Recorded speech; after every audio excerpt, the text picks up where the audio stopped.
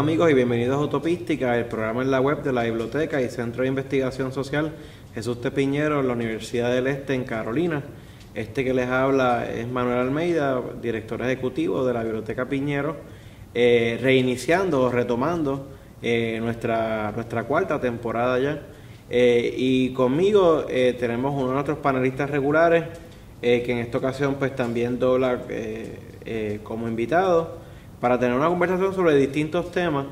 Me refiero pues al doctor Jaime Parch, que es catedrático auxiliar de la Escuela de Ciencias Sociales y Humanas acá en la Universidad del Este y que además durante este año está ocupando la cátedra Jesús T. Piñero aquí en la UNE. Saludos, Jaime, gracias por estar con nosotros. Gracias a usted. Pues amigos, como un poco acabamos de decir en la introducción, nosotros, tanto el doctor Jaime Parch como este servidor, laboramos en lo que es una biblioteca que contiene una colección especializada, pero que además contiene un componente de investigación y de asuntos académicos, que es el Centro de Investigación Social, del cual pues, forma parte el doctor Parch, este servidor, así como los compañeros y colegas, la doctora Elizabeth Rodríguez, el doctor Guillermo Rebollo Gil, el doctor Jaime Rodríguez Cancel.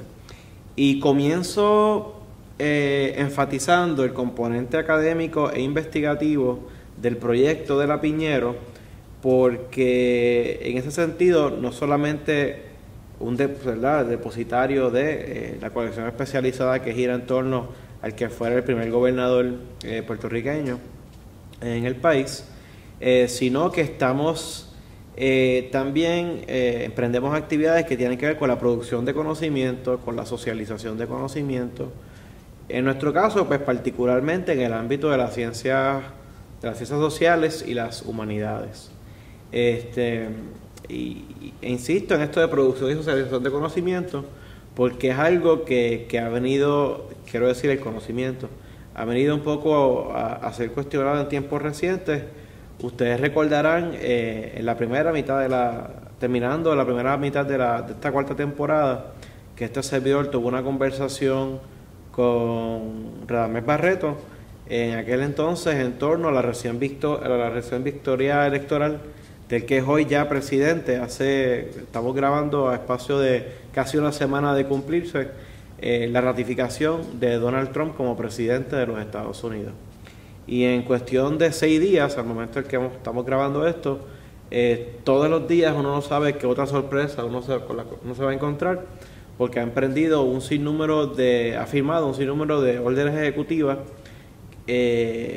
muchas de ellas apuntando a un rolling back, a un echar hacia atrás, conquistas que se habían logrado en las esferas públicas a nivel federal, que tienen que ver con el permitir, digamos, los oleoductos, que tienen que ver con la posibilidad de recortar fondos a instituciones internacionales o países alrededor del mundo si incurren en promover asuntos de aborto entre los servicios de salud que ofrecen, la posibilidad de recortar fondos a distintas organizaciones internacionales como las Naciones Unidas, comenzar la posible salida del Trans-Pacific Partnership de parte de los Estados Unidos. Es decir, ha incurrido un sinnúmero de cosas y en el ámbito de las ciencias humanas y las ciencias sociales, en el ámbito de los saberes y las ciencias, punto. La comunidad de científicos, y aquí uso científicos en el sentido más amplio posible, se ha visto un poco bajo acecho, con toda una retórica que parecería privilegiar, y aquí le pregunto, le doy la palabra a Jaime, parecería privilegiar cierto relativismo absoluto y absurdo, ¿no? Con todo este cuestionamiento de lo que han sido, digamos, ciertas verdades. No hay tal cosa como verdades absolutas, pero verdades objetivas, cotejables, verificables empíricamente y consensuadas, digamos, ¿no? Y ratificadas por asociaciones y por las comunidades de especialistas en distintas materias. ¿Cómo tú ves, Jaime, las acciones que ha empezado a emprender el presidente de los Estados Unidos actualmente, ¿cómo tú ves eso en términos de una posible amenaza a instituciones o espacios que tienen que ver con los saberes que nosotros cultivamos y practicamos? Bueno, yo creo que ya Trump ha mostrado en cuestión de una semana su voluntad de aumentar la agitación populista, porque él entró a Casa Blanca con esta campaña de que él iba a, como quien dice, redimir la clase media, la clase trabajadora de Estados Unidos, que iba a liberar de las trabas del gobierno federal. Y en un sentido, pues, lo de Trump es una cuestión casi de dogma. Y uno, pues, que conoce un poco lo que es dogma y doctrina, pues, muchas veces lo que es dogma no tiene que fundamentarse en hechos científicos, sino se acepta por fe, por eso es dogma. Y me parece que en toda su campaña, constantemente la prensa, o elementos de la prensa, identificaban las exageraciones, las mentiras, las falsedades que eran parte de esta campaña. Y Trump hábilmente simplemente hizo caso omiso de esos señalamientos y siguió con su campaña. Desgraciadamente me parece que los medios masivos en gran medida le hicieron el juego y no cuestionaron seriamente lo que planteaba Trump como verdades, aun cuando habían hechos medibles, patentes, para contradecirlo. Así que en un sentido, lo que tenemos ahora es simplemente una continuación de lo que ya había planteado. O sea, realmente no hay, en un sentido, sorpresas, porque está diciendo o está haciendo lo que había prometido. Yo creo que lo que ha chocado a mucha gente es la velocidad y hasta ahora la poca resistencia organizada. Claro, lo que llevamos una semana de eso. Entonces, esto lo que tú señalas, ¿no? Los hechos alternos, alternative facts, que ya es parte de la jerga, ¿no? Que se usa en los medios.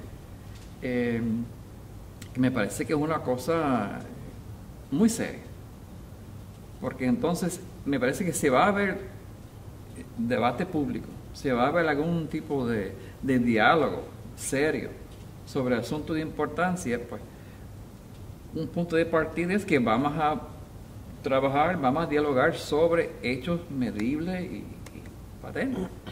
Si se descarta eso, pues entonces es prácticamente imposible el debate público, porque entonces cualquier cosa se puede aseverar, se puede decir, y no hay manera de cuestionarlo, ¿no? Porque de nuevo volvemos a dogma o doctrina y no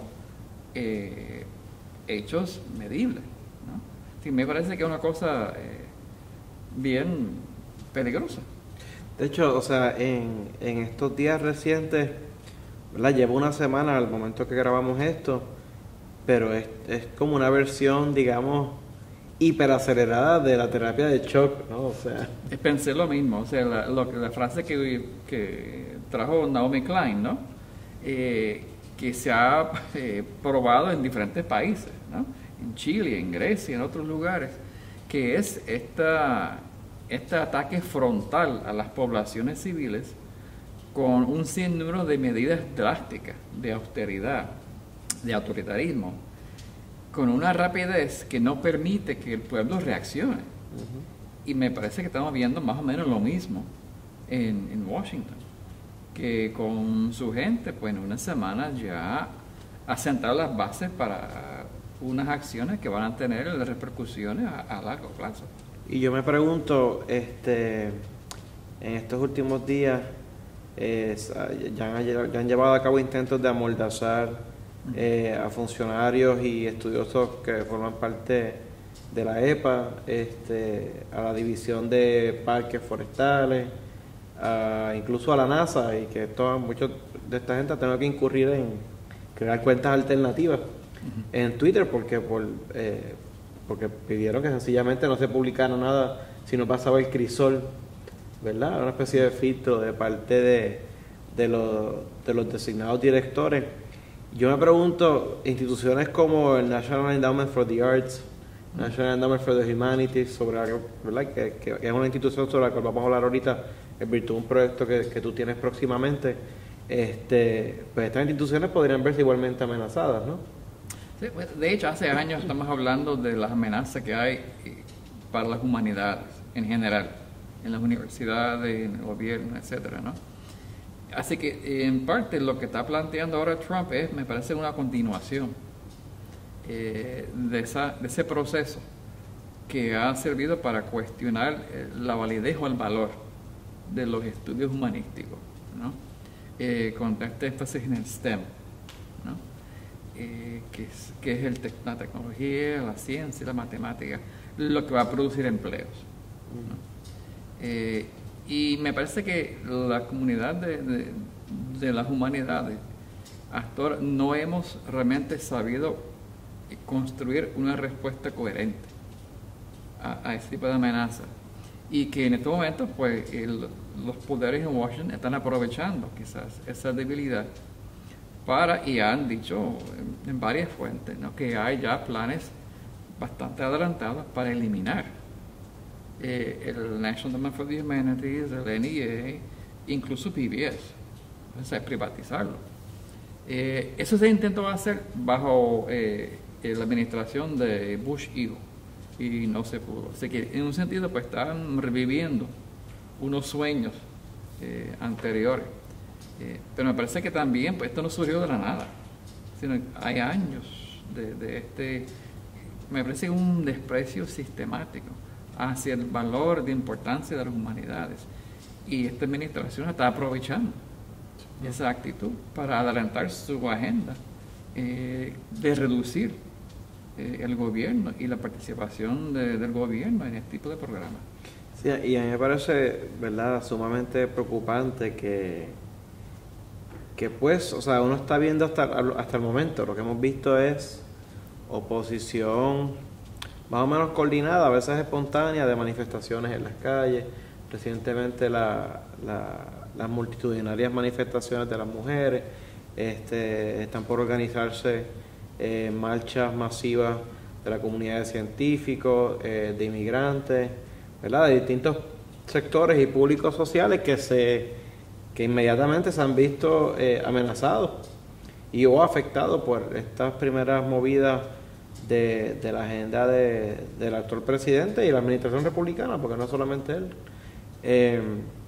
Pero preocupa, por un lado, hemos visto algunos medios por lo pronto mantener cierta resistencia a caer en el entrejuego de las distintas versiones alternativas, ese tipo de cosas, pero sí hemos visto tantos otros medios que de alguna manera han estado incluso hasta normalizando casi la situación, y también, y más triste aún, que a nivel, digamos, de oposición política opositora, también vemos muy poca actividad de oposición.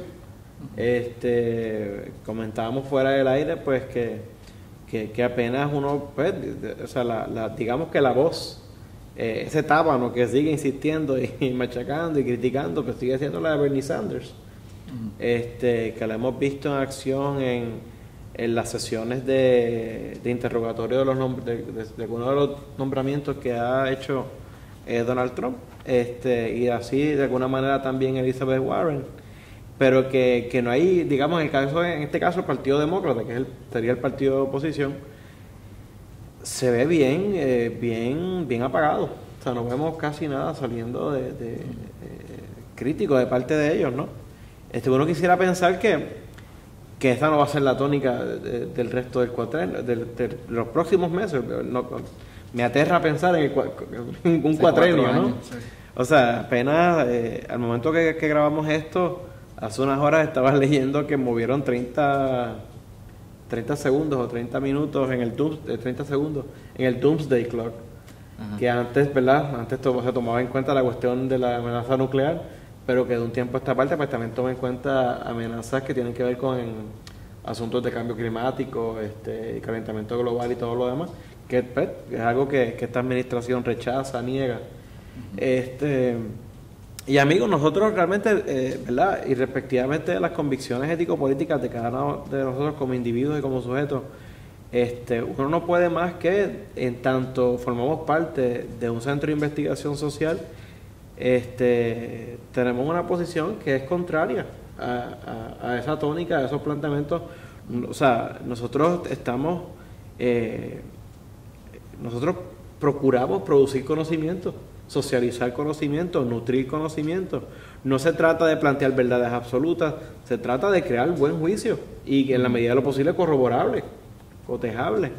En ese sentido, pues me gustaría pensar, ¿no?, que nosotros seguiremos pues tratando dentro de nuestro muy minúsculo espacio de dar esa batalla a favor del cultivo de las ciencias humanas y las ciencias sociales, porque nos parece que son saberes fundamentales para la formación integral de los sujetos sociales, de los seres humanos.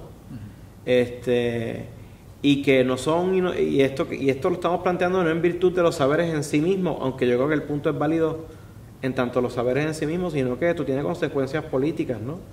O sea, cuando tú cuestionas, o sea, la ciencia o las humanidades, cuando son cuestionadas y se arremeten contra ellas, pues tú estás amenazando las capacidades cognitivas de personas que son ciudadanas y ciudadanos. Que entonces tendrías menos elementos de juicio para afrontar el entorno y la realidad y con sus respectivas consecuencias políticas. Sí que es muy desafortunado y tendremos que ver cuál seguirá siendo, ¿no?, este desarrollo. Y nosotros en Utopística, en la medida en que sea pertinente, pues seguiremos pues comentando al respecto de ello. Y un poco comenzamos conversando sobre esto, Jaime, porque el doctor Jaime Parks pues es historiador por entrenamiento, su educación formal, quiero decir, es en historia, y lleva un tiempo trabajando el tema de la memoria y particularmente la memoria a través de la reconstrucción vía la historia oral. Y entonces queremos compartir con ustedes y un poco conversar con Jaime sobre este proyecto que recientemente el doctor Parks sometió una propuesta de investigación, un proyecto al National Endowment for the Humanities, para beneplácito del doctor Parks como de todos nosotros. El NIH le aprobó la propuesta, y tiene que ver con este tema de historia, memoria, historia oral, que en estos tiempos donde se cuestiona tanto la verdad, la historiografía, asuntos de la memoria, pues yo creo que cobran tremenda relevancia, aunque siempre lo han tenido, por supuesto. Jaime, háblanos un poco de qué trata esta propuesta que te aprobó el National Endowment for the Humanities. Bueno, la propuesta es, en un sentido, una continuación de un proyecto anterior. Hace un par de años, desde la colección Piñero, hicimos un documental para la Casa Museo Piñero en Canóvanas, para darle un poco de contexto histórico a ese museo. Se utilizó para ese documental historia oral. Entrevistamos más de una docena de residentes del pueblo de Canóvanas para que nos fueran describiendo cómo era la vida en esa área, en esa zona, durante la vida de Piñero, de modo que la casa tuviera más contexto. Y fue una experiencia sumamente positiva por la respuesta de la gente de Canóvanas, porque hablaron de muchísimos aspectos de la vida de su pueblo. Y uno de los aspectos más fuertemente señalados por los entrevistados fueron dos: el racismo y el clasismo. Y nos sorprendió a los que trabajamos en el proyecto el grado de racismo que los mismos residentes señalaron como parte de su experiencia de vida diaria en Canóvanas. Fueron unas narraciones clarísimas, con detalles, que más o menos todos coincidían. Es importante señalar que en el cuestionario que usamos para estas entrevistas no hubo ninguna mención de raza ni de clase, sino eran preguntas abiertas. Y casi todos hablaron de cómo ellos habían sentido en carne propia el prejuicio racial de diferentes maneras. Cuando trabajamos luego el documental, vimos que era importante dar seguimiento a esos temas, ¿no?, de clase y de raza.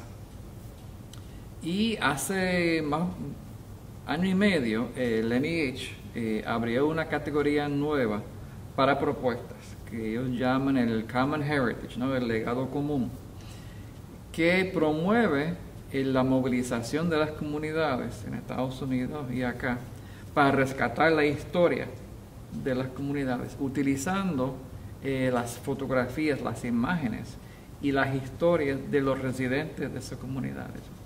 Y cuando vimos eso, pensamos que era una manera perfecta para darle seguimiento al documental. Pues sometimos la propuesta y lo aceptaron.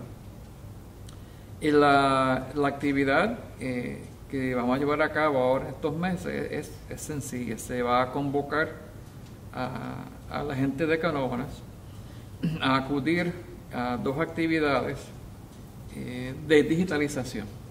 Se invita a las personas de la comunidad a llevar un máximo de 5 fotografías de su familia que tiene importancia para ellos. Esas fotos se digitalizan, se recoge la historia que hay detrás de la foto, se hace una breve entrevista de la persona con sus imágenes para que narre un poco de esa historia.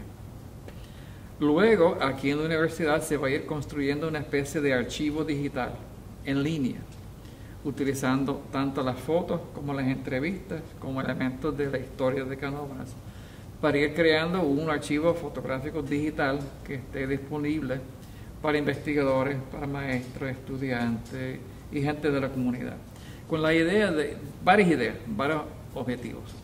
Primero, que se rescate ese elemento de la historia que no aparece en los libros, y que la perspectiva es desde la experiencia de la gente, básicamente gente trabajadora, clase pobre, cuál ha sido su experiencia de vivir en esa comunidad. También rescatar imágenes como fuentes de información histórica. Y también queremos movilizar la comunidad para que ella misma se encargue e interprete su propia historia. Así que hay diferentes niveles de objetivos, pero la idea es movilizar a la gente para que esas historias se conserven. Y esperamos que esto también pues, nos sirve como dar un seguimiento a los temas ya planteados, ¿no? Especialmente pues clase y raza, porque sabemos que de nuevo, estamos seguros que eso va a salir de nuevo en las narraciones de la gente. Así que es un proyecto pues sencillo, pero tiene esos objetivos, ¿no? Conservar una historia, descubrir las historias que hay detrás de estas imágenes y motivar a la gente a valorizar su historia como parte de la historia de la comunidad. Y este proyecto obviamente se emana y se inicia con la propuesta de la Piñera y la Universidad del Este, pero también es una colaboración con otras instituciones. Sí, tanto la Casa Museo Piñera, que es del Instituto de Cultura, como el municipio de Canóvanas van a colaborar para llevar a cabo la actividad. Ambas organizaciones están muy interesadas, colaboraron ya con el documental y esa colaboración va a seguir en este proyecto, ¿no? Se va a llevar a cabo una sesión de digitalización en la Casa Museo y una segunda sesión se va a llevar a cabo en la Biblioteca Municipal en el barrio Campo Rico, de modo que la gente puede acudir fácilmente a los talleres. Tremendo. Es un proyecto que se refleja claramente o sea, que reclamará continuidad, ¿no? O sea, es un proyecto que digamos que es una etapa de un proyecto mucho más amplio. Sí, porque yo sé que hay historiadores que descartan de plano lo que es historia oral.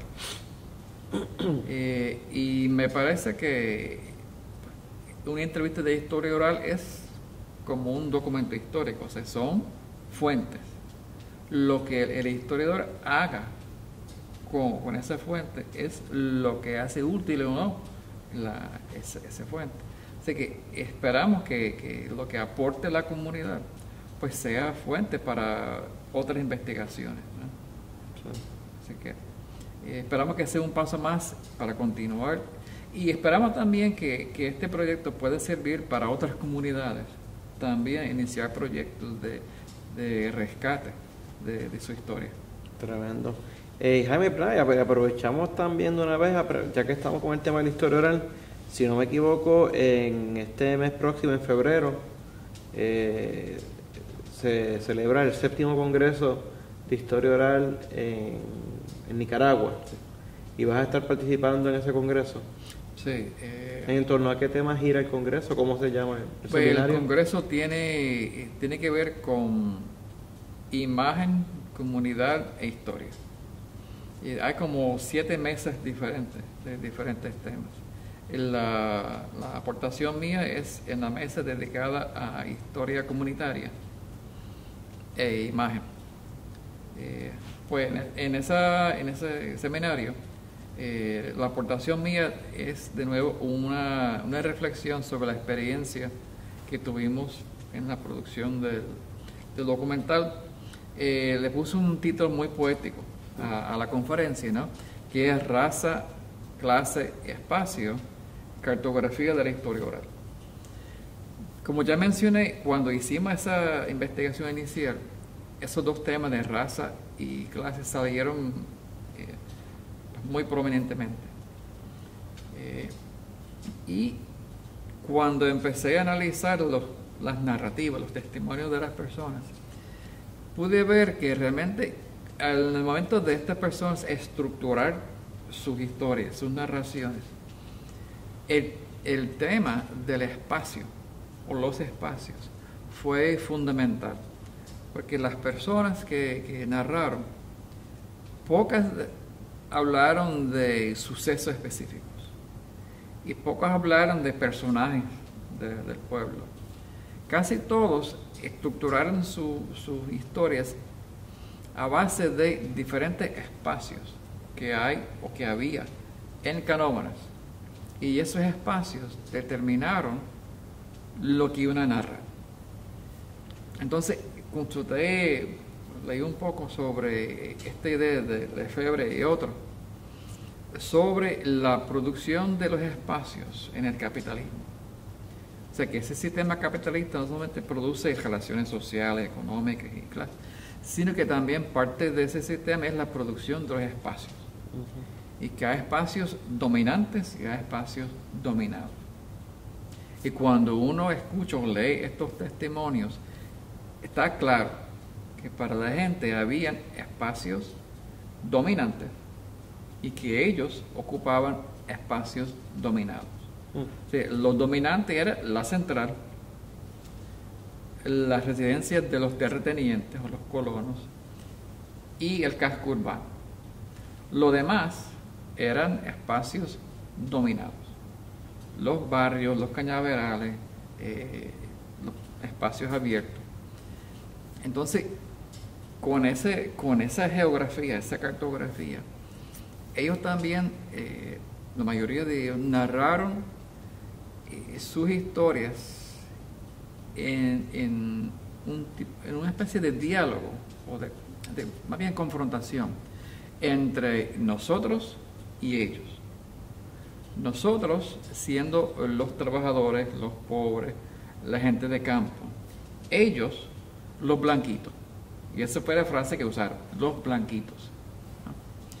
De modo, y los blanquitos entendidos no solamente como los blancos de piel, sino los blanquitos son pues, los de la central, sí, los colonos.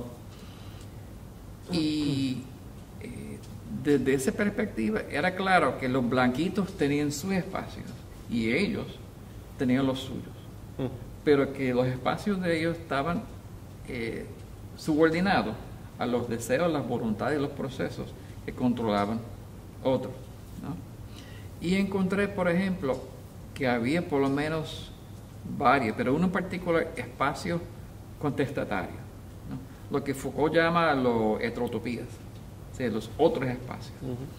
Y en el caso de Canóvanas, uno de los espacios primordiales de los negros era el club social. Que desde el siglo XIX hay en los pueblos de Puerto Rico, ¿no? los clubes de artesanos, que era la respuesta a los casinos y los clubes, ¿verdad?, de los blanquitos. Y en Canóvanas existía pues el Club Panamá, que era de los negros. Y varias de las personas entrevistadas eran miembros de ese club. Y ese era un espacio público frente a la plaza que era estrictamente para los negros. Un blanco no podía entrar al Club Panamá si no estuviera acompañado por un negro. Claro, en la misma plaza estaba el club de los blanquitos. Pero es interesante cómo la gente describe esa rivalidad. Cómo el club de los negros tenía las fiestas más vistosas, más elaboradas, mucho mejores que las fiestas de los blanquitos.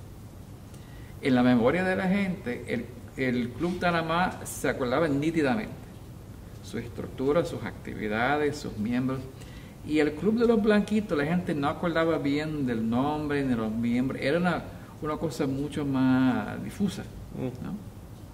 Que indica que realmente el impacto en la comunidad era mucho mayor de parte del Club de los Negros.